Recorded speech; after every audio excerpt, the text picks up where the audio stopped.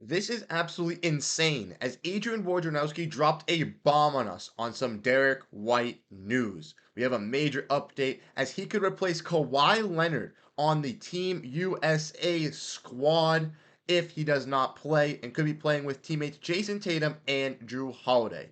Plus, update with Brad Stevens and extending Jrue Holiday as well on a long-term contract and what that could look like for this Celtics team as he has been an integral piece for their success this year pursuing for Banner 18. All of that and more on this episode of Celtics Digest. I'm Bruce Velez. Before we dive in, before we get into all of this news though, if you guys do enjoy that content, make sure to hit that like button. Without further ado though, let's dive into the topic at hand. Make sure to grab a snack. And the first topic we're going to be diving in today is Derrick White Olympics. And yes, ladies and gentlemen, Derrick White could be going to the Olympics. He was snubbed of all top 100 lists from ESPN, not voted for the All-Star game, but he is finally getting the recognition that he deserves as he could be making the U.S. Olympic roster as one of the 12 representatives for that team. And we're going to be diving in, looking at that in this video.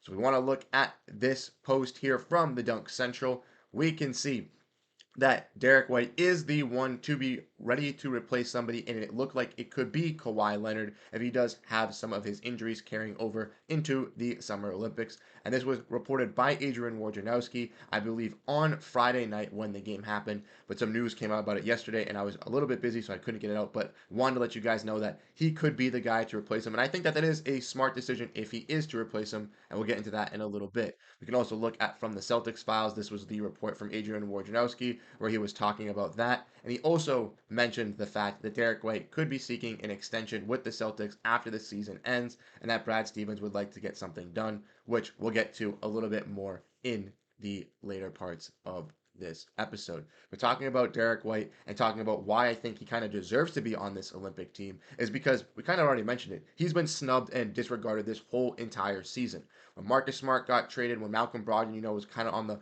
rude wake of possibly getting traded but not being dealt because of his injuries, we didn't really know that mess up there. Derrick White knew coming into this season he was going to have to step up and be that point guard. Brad Stevens came out and said that he was going to be the starting point guard for this Celtics team. They were going to run through him without Marcus Smart. And Derrick White realized that. He went in the gym and he worked on his game, and he was absolutely fantastic for the Boston Celtics this season. If we want to look at Derrick White's stats from this year, we can see he averaged 15.2 points, 4.2 rebounds, 5.2 assists on 1.2 blocks and 1 steal on 46% shooting from the field and 39% shooting from 3. He also shot 42% from corner threes, where 80% of his threes were assisted on, and 59% of his shots were 3-point makes. We also have seen Derrick White step up tremendously for this Boston Celtics team this entire season on the offensive side and the defensive side. We've seen him deliver, averaging a steal and a block, showing that he is deserving to be on that all defensive team, first team, and I think he was deserving of that. But ultimately, because the forwards and the wings play more defense and have a bigger matchup guard and have the easier ability to get steals and turn and reflections, stuff like that, they made the all defensive first team because they went positionless. If it was not positionless, if it was locked in place, him and Alex Caruso would have been those guys on the all defensive first team. Mark my words. Derrick White was snubbed on that. He was hated on at the beginning of the season when he was disrespected not being on the ESPN top 100 list. And I know that that list is for clicks and for views.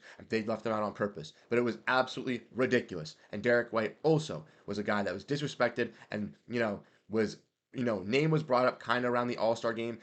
Guys like Reggie Miller, NBA, veterans and guys that have played in the NBA respected his name, and I thought that he was definitely respectful and deserved to be an All-Star in this All-Star game. The Celtics should have had 3 All-Stars there. They had the best overall team record, but ultimately he wasn't let in because of his namesake. Guys like that just have a bigger name value than Derrick White, who wasn't that, highly regarded this year, obviously got to get into the All-Star game, which is absolutely ridiculous. Now Derrick White, if he gets to replace Kawhi Leonard, can actually put on a show and kind of prove to everybody that he is actually a two-way star. And we've already seen it throughout the playoffs this year. Versus that Miami series coming to life halfway in through in game 3, having his baller game in game 4, the white hot game, and it carrying over into game 5. And this entire playoffs, him really come up clutch. In game 2, hit some big time shots, started out 1 for 7, finished 3 for 3 in the final 5 minutes of the fourth quarter. And if Derrick White hits 4 3-pointers in a Celtics playoff game, the Celtics are going to win that game. So you got to love that when you see that come out of a guy in Derrick White. And he's well deserving of that role. Obviously, Jrue Holiday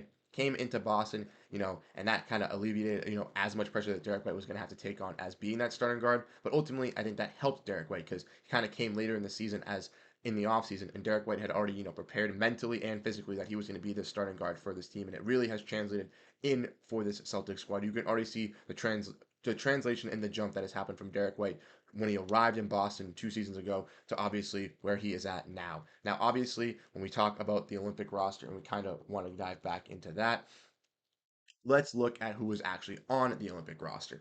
Obviously, already the guys that are placed on there are LeBron James, Steph Curry, Kevin Durant, Joel Embiid, Jayson Tatum, Kawhi Leonard, Devin Booker, Jrue Holiday, Anthony Davis, Anthony Edwards, Bam Adebayo, and Tyrese Halliburton.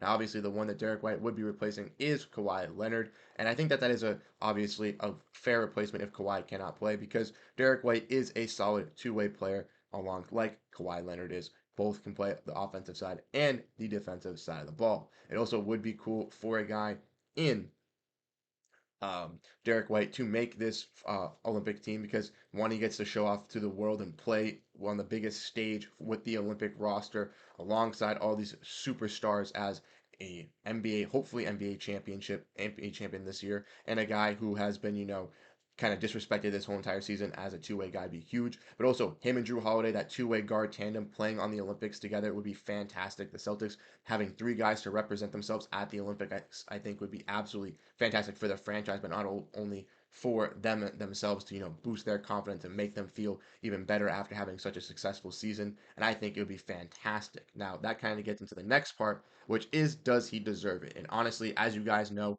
100% Derrick White deserves it. In my opinion, I think he's been disrespected. He is a sleeper, and he is one of the Celtics' most underrated players. He's one of the most underrated, appreciated stars in the league. He steps up in clutch moments, can really deliver when the Celtics need him, regardless if it's offensively hitting some multiple threes late in the fourth quarter, like we saw in Game 2 of the NBA Finals, or getting some big time block shots and getting some big time steals to help out the Celtics on the defensive side.